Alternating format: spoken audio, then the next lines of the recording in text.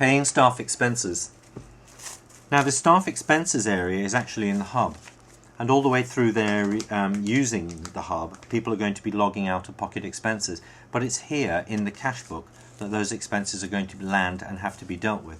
So I'm going to go here to staff expenses in the cash book area, and those take me through to this screen.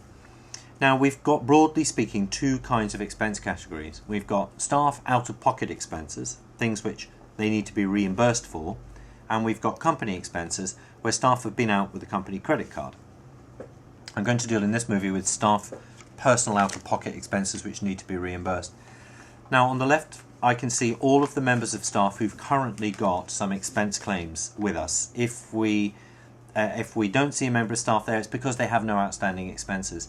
And I can toggle between those two people, and it's going to give me a list of all the outstanding expenses. I'm just going to stay with Alex for a moment. And looking down their expenses, we've got a nominal code, where I can say that was for entertainment, this is for miscellaneous, this is for miscellaneous, this is for... And notice what it will do as a default is set 6,000, which is the miscellaneous expenses nominal code.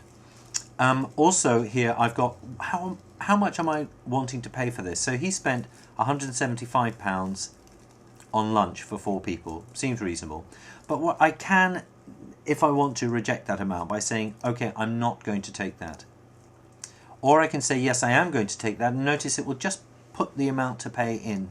So if I'm going to accept those claims without any changes, all I have to do is click the OK button, and it will put the amount in for me. I'm going to unreject that because I actually think it's quite reasonable.